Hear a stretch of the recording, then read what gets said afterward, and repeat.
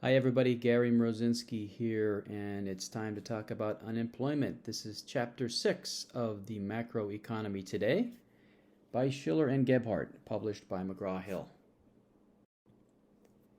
In this chapter we'll talk about who is counted as being unemployed and what are the reasons for being unemployed. We'll talk about what the costs of unemployment are to the person and to the economy, and what an appropriate goal is for full employment for the economy. Would you say 100% employment or 0% unemployment rate? Is that an appropriate goal? Well, as it turns out, no, that's not appropriate because we would never reach that goal. So we'll talk about what a more appropriate goal is for full employment. Now, each person in our population falls into one of these two categories. You are either in the labor force, that means you are willing and able to work, whether you are or not, and then out of the labor force. You are either not willing to work, don't want to work, or cannot work. So again, you are in the labor force if you are either working or trying to find a job, actively seeking work. You are out of the labor force if you're not looking for a job. And so what types of people are out of the labor force? Well, children, first of all. Most jobs in our economy, the person needs to be 16 years of age. There are a few exceptions to that, but most children under 16 years of age are not working. So that's a whole percentage of our population. Those who are institutionalized, so this could be people who are in penal institutions, and then also any other kind of healthcare institution, so they're not able to work.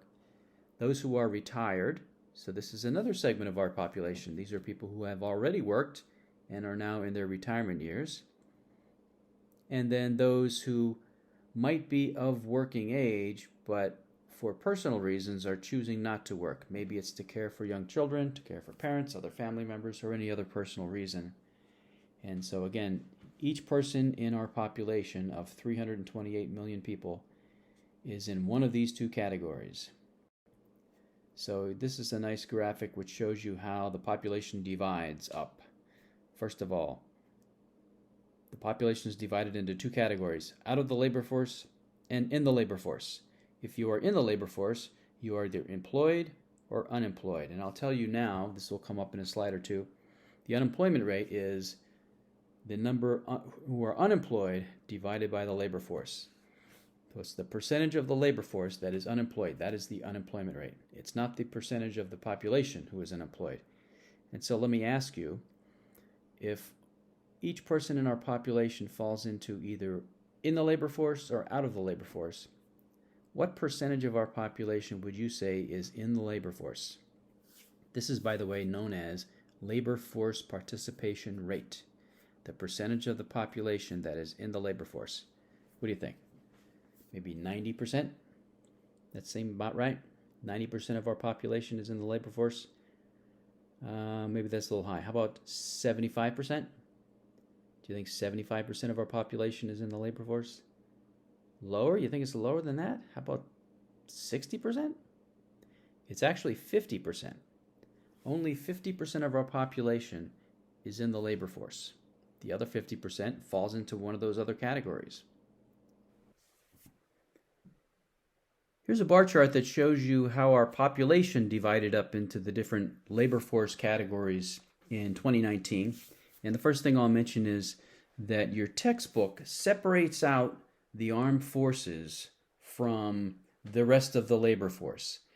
And it's a little unusual, but you'll get used to that, and you'll see the data tables. There's a separate column for the armed forces. I guess the reason for doing that is because if you're in the armed forces, you are fully employed. 100% of the armed forces are working because they are employees of the military. So they separate them out because that's something that never varies. The only thing that changes is the size of the military. But you can see that they have the armed forces, and then they have the civilian labor force, the civilians who are not in the military but looking for work or working. So the civilian labor force in 2019 was 163 million people. 157 million of them were working, 6 million of them were not working. So let's figure out the unemployment rate in 2019. So what would it be? Remember, it's the percentage of the labor force that is unemployed. Well, the number who are unemployed is 6 million, so that goes in the numerator. And I'll do this in millions. So 6 divided by, what's the size of the labor force? 163.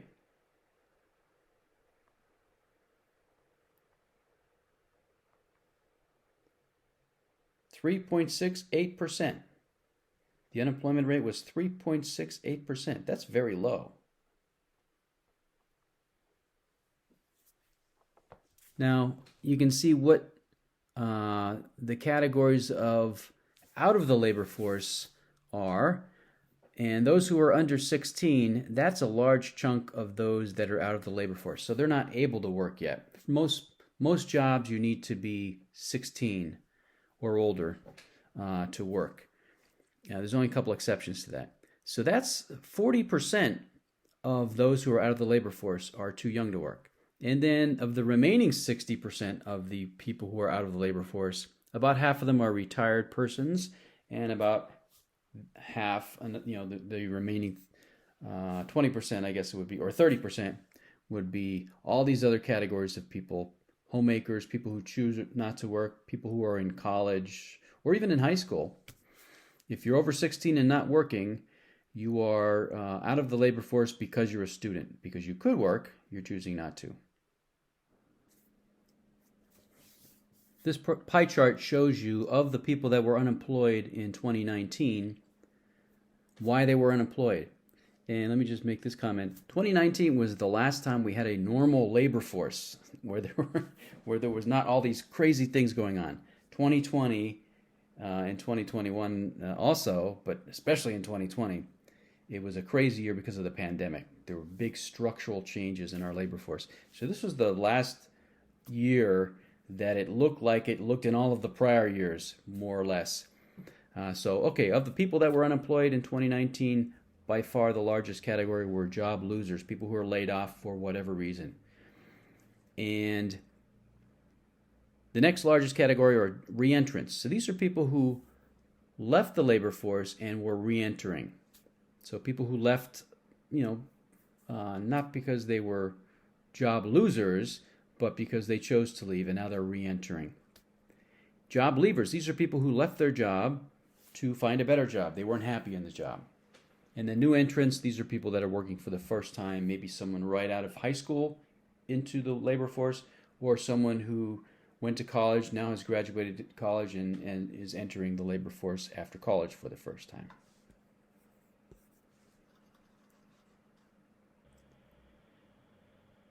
If you ask an economist what's so bad about unemployment, what are the costs of unemployment, the economist would say something like, well, foregone GDP. We could have been producing more GDP if all of our workers were working and productive. If you ask someone who's unemployed, they're going to give you a different answer. They're going to tell you what the human costs of joblessness are, the social costs. Increased family stress. It affects the whole family if the family's under financial stress. Postpone medical care. Maybe they're not getting the medical care that they need, or their families. Maybe they're not eating like they should be eating. Reduce spending on children so the children are not living as well. And you can see what some of these other problems that this is going to cause. Interrupted education, so that's affecting your future. And it's not just GDP we're concerned about. We're concerned about the health and well-being of our people. So again, about 50% of our population is in the labor force. So what might make your labor force grow? Well, there are two phenomena that can make your labor force grow. These are the same two phenomena that can make your population grow. If your population is growing, barring any strange demographic trends within your population, then your labor force is also growing. So what makes your population grow? Births, if you have a high number of births. So, for example, the birth rate, and I don't know if you know this, but The fertility rate, which is the birth rate of women in a population of childbearing age, is something that is measured. And typically, the richer the country, the lower the birth rate, the fewer children females are having. So if your fertility rate is 2.0, assuming that you have approximately the same number of males and females, other things equal, then you will be reproducing your population and it will stay the same size, more or less, right? If your birth rate or fertility rate is 2.0. Our fertility rate is a little bit under 2. It's, last time I checked, it was, I think, 1.88. So the average female in our population is having 1.88 children. We are not shrinking, though. Our population has been growing by about 1% per year. So how can that be? It's the other thing that can make a population grow, and that would be if you have net immigration as compared to net emigration with an EM. We have net immigration, IM, which means we have more people coming into our country than we have leaving.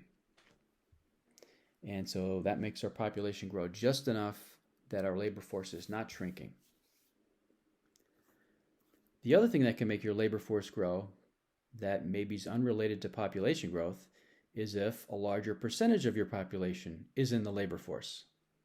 If your labor force participation rate rises, and that has been a big contributor to the growth of our labor force since 1960, and I'll show you some numbers.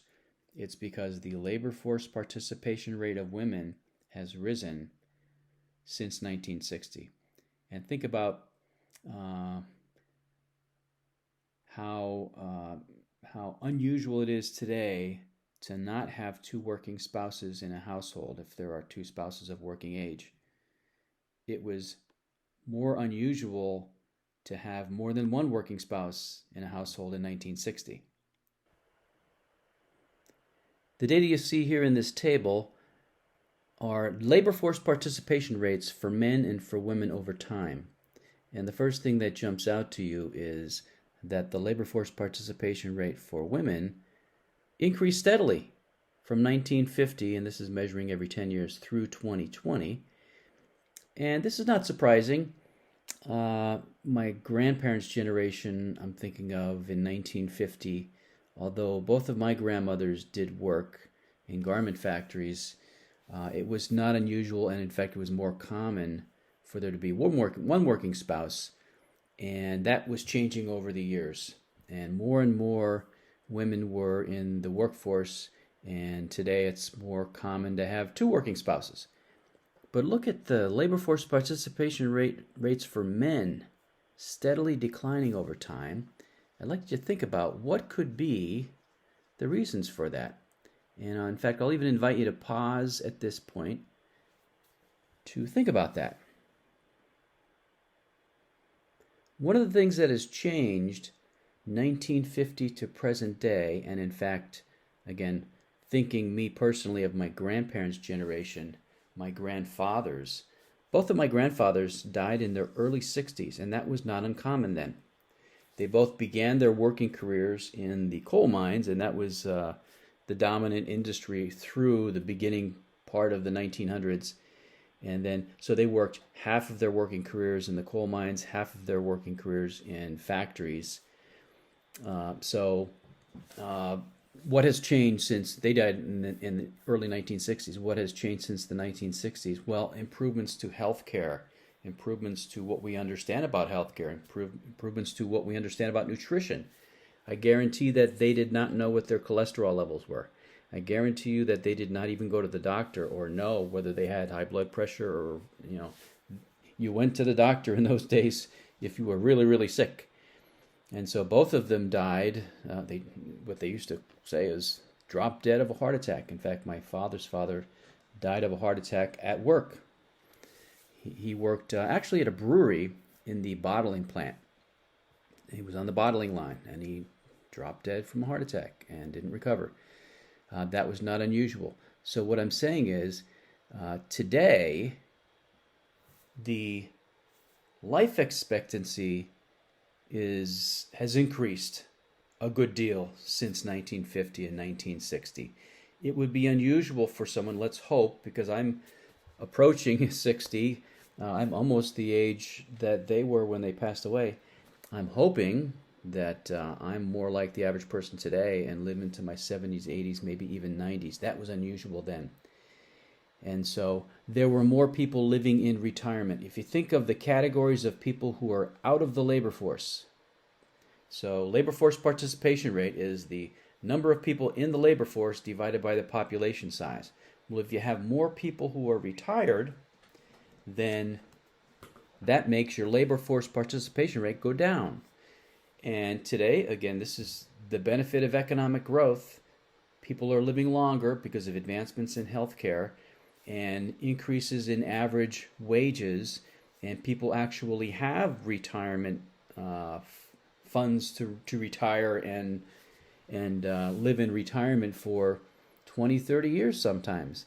Back then, retirement planning was not all that important, to be honest with you, because the men certainly didn't live much longer, after they didn't even think about retiring. If you die in your 60s, then most of them worked until they died. So I think that is the lesson here. If your labor force grows, you recognize this curve, right? The production possibilities curve. It leads to economic growth. If you have more workers in the labor force, that means you're producing more GDP, which means you have more income to purchase the GDP. And that's what economic growth is, right? And this is, again, the production possibilities curve, which shows you if you have labor resources, and the orange dashed curve grows to become the green curve, and that represents economic growth. Now you can produce more of both of these types of products, consumption goods and investment goods, and you can even replace investment goods with services. So all of our GDP can be divided into services and goods. You can produce more of both of them when your labor force is growing. Now, the unemployment rate, as I said, is the percentage of the labor force that is not working, the percentage of the labor force that is unemployed. And why is this bad to have unemployment? Because you could be producing more GDP if your unemployment rate was lower, if you had more people in the labor force. The unemployment rate is the percentage of the labor force that is unable to find work. So we're only looking at the percentage of the labor force, not the percentage of the population. The percentage of the people that want to work that cannot find work. And so it's a simple calculation as long as you have the number of unemployed people and the size of your labor force. In 2019, there were 6,001,000 or so unemployed people and 163,539,000 in the labor force. So a simple division, and you end up with 3.67%. So that's a very good unemployment rate. If you're less than 4%, that's considered pretty good for a labor force our size. Here's data for 1 year earlier, 2018. You can see that there were 6,300,000 unemployed. The labor force was 163,200,000. And so that was 3.9%. So the unemployment rate was a little bit higher. That's still a pretty good unemployment rate. And this bar graph is kind of a good illustration of how the population divides up. So of the population of 328 million in 2018, you can see 69 million were under 16 or institutionalized. In other words, they were not able to work. 95 million were not in the labor force for other reasons. And then of the labor force, that was 163 million, 6.3 million were unemployed, while 156.9 million were employed. And here's just one more exercise. I should not have given you the solution there, but you can see this is pretty simple, right? Now that you know how to do it. It's the number of unemployed divided by the number in the labor force. And so this would be a 5% unemployment rate. People in different demographic categories are affected by unemployment differently. And this shows you for the year 2019. So remember, this was a time when unemployment rate was pretty low historically. You can see of adult males, 5.4% of adult males were unemployed, while just 2.7% of white adult males were unemployed, and 3.8% of Hispanic, and pretty close to those same percentages for adult females. And look at teenagers. Now, the unemployment rate for teenagers is always going to be higher than the rest of the population, simply because they're new workers and they're the least experienced. They're sort of the bottom in terms of productivity, because they're new, inexperienced, the lowest skilled, and so they're going to be, the unemployment, especially during periods of high unemployment, is going to affect them more. And you can see, again, by demographics, black teenagers quite a bit higher than whites, and Hispanics are somewhere in the middle. The national average that year was 3.7%. Now this slide shows unemployment rates for different demographic groups in 2007 and 2009. 2007, this was just before the big recession of 2008 and 2009. And then 2009, these unemployment rates were at the worst part of the recession, the bottom of the recession. And let's start with gender. So about 2/3 of the way down this slide, you can see that the unemployment rate for women was 4.5%, for men 4.7%. Then the recession happens. For women, it gets worse from 4.5% to 8.1%. Men, it gets worse also, 4.7% to 10.3%. But compare men and women, their unemployment rates during the recession. Quite a bit worse for men than for females. Why is this? Anybody able to guess? It has to do with the kinds of work, the kinds of occupations that are typically dominated by men and by women.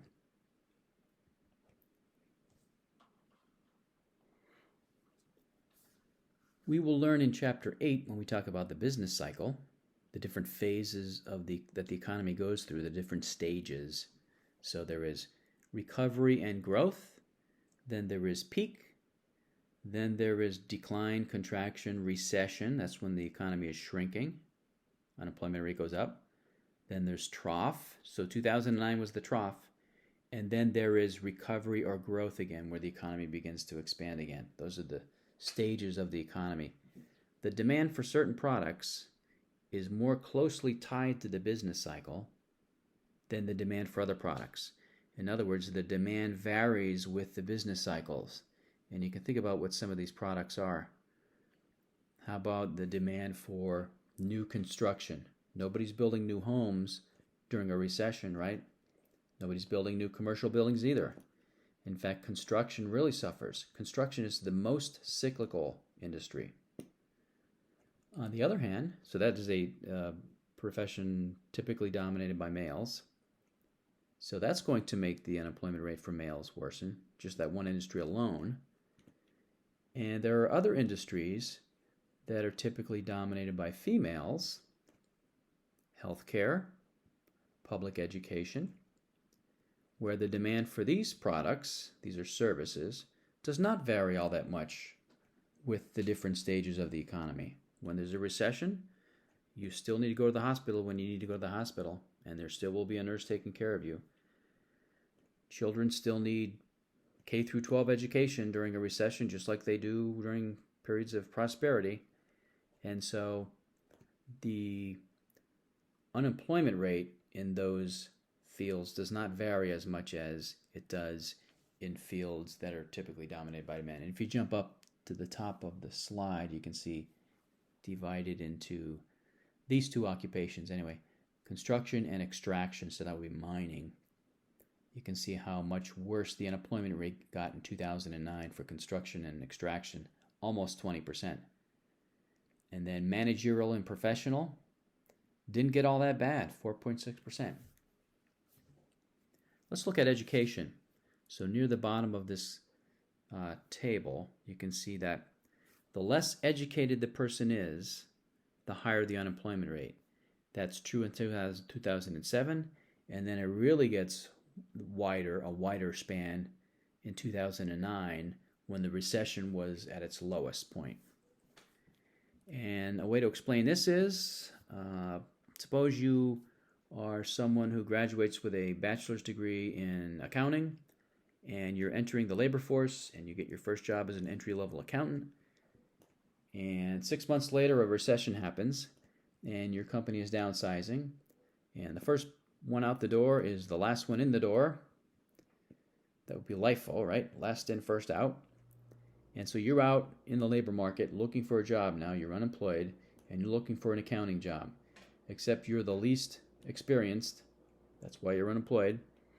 And you look for a while, and you're having a hard time finding a job, and maybe you decide to settle for a job that does not require a 4-year degree, and you accept a position that only requires a 2-year degree, maybe accounts receivable clerk or a payroll technician or maybe a purchasing specialist, something like that. And you figure this is only temporary. When the economy improves, I'll get a better job. But you do that, and there are some other people that do that same kind of thing. So what does this do to the labor market for accounting technicians, jobs that only require a 2-year degree in accounting? It makes it more competitive. And anyone who is looking for a job that requires a 2-year degree, because you only have a 2-year degree, you may decide to settle for a job that does not require a college degree at all. Maybe you're going to work in retail, and you figure this is only temporary. Once the economy improves, I'll find a better job. So what does this do to the labor market for jobs that don't require any college degree? It makes that even more competitive. So there's this sort of cascading of workers to the next lower tier temporarily when the job market gets really bad, and it becomes more competitive the less education and experience you have. And that explains, I think, that span of unemployment rates based on education. So just some summary points. Unemployment rate is higher for men than for women, blacks and Hispanics than is the case for whites, for less educated people than higher educated people, and it's worse for teenagers than it is for adults. When people are unemployed, how long are they unemployed? It depends. In 2019, and I'll remind you again, this was a year when unemployment rate was fairly low, 34.8% of all the unemployed people were unemployed less than 5 weeks. So that's a relatively short period of time. And there are unemployment compensation support systems there to help people that are unemployed for that short a period of time. 29.8%, so almost 30% of the unemployed were unemployed for 5 to 14 weeks. And then you can see 14%, 15 to 26 weeks, so 26 weeks is half a year. 21.1% were unemployed for longer than half a year. But the median unemployed person was unemployed for 9 weeks.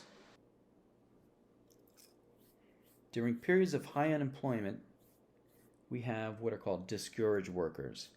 These are people who find themselves unemployed, and their unemployment extends for longer than they expected, and they're just having a hard time finding a job. And maybe their unemployment benefits ran out, they get discouraged, and then they stop looking for work. Remember that to be counted as being unemployed, to be counted as being in the labor force, you have to be either working or looking for work, actively seeking work. To be unemployed, to be counted as unemployed, you have to be actively seeking work, demonstrating that you want to be in the labor force, that you are willing to be in the labor force. Once you stop looking for work, then you're no longer counted as being unemployed because you're no longer counted as being in the labor force. And immediately, the unemployment rate improves because one person is no longer in the labor force counted as unemployed, even though that person really is unemployed. So again, during periods of high unemployment, there are discouraged workers who make the unemployment rate underestimate the extent of unemployment. There are also those who are underemployed. And this is some interesting data here from 2009, again, this was the worst part of the recession. Some people who are working part-time want to work part-time. I didn't mention this earlier, but if you're working part-time, you're counted as being employed. The unemployment rate counts you as being employed. Some people are working part-time because they want to work part-time, and then that makes sense. They should be counted as being employed. Some people are working part-time, especially during really bad economic times, because they can't find a suitable full-time job, so they accept a part-time job. Well, you would say that they're underemployed, but the unemployment rate still counts them as being fully employed. You're either employed or not. So again, if you have a large number of these kind of people who are only working part-time because they can't find a good full-time job, then the unemployment rate is underestimating the extent of unemployment. And here's some numbers to give you an idea of just how significant this is. So in 2009, there were 29 million people in our labor force who were working part-time because they wanted to work part-time, their personal choice. And an additional 9 million people in our labor force who were working part-time because they couldn't find suitable full-time jobs. But they were underemployed. So our unemployment rate in that year reached a peak of 10%, but there were an additional 5% of our population who were underemployed in this way.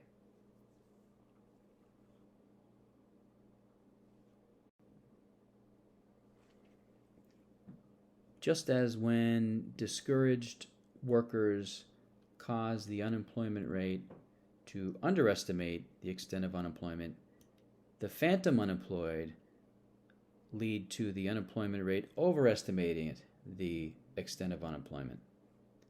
The phantom unemployed are people who really should not be counted as being unemployed, but they are counted as unemployed.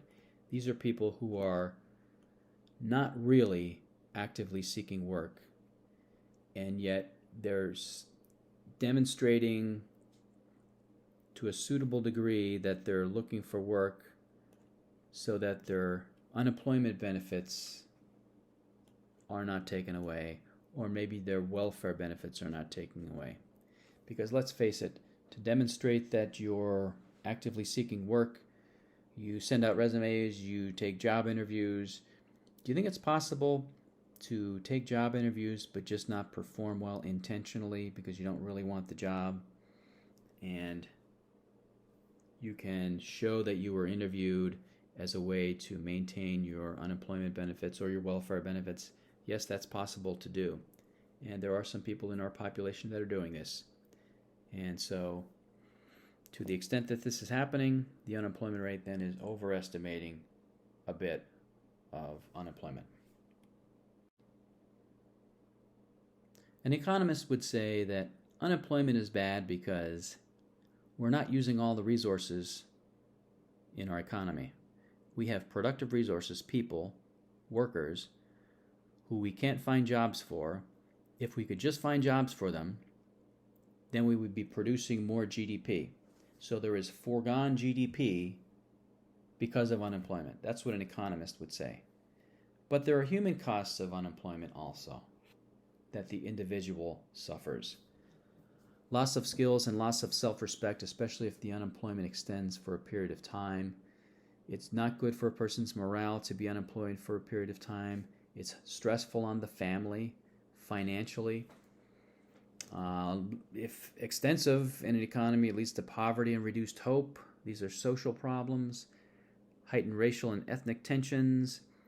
All healthcare indicators worsen during periods of high unemployment. It's like suicides go up, homicides go up, crime goes up, incidents of heart attacks and mental illness all get worse. And if it gets bad enough within an economy, it can lead to violent social and political change. In Part B of Chapter 6, we'll be talking about the different categories of unemployment. There are different reasons that people are unemployed, and we will address those in Part B. See you then.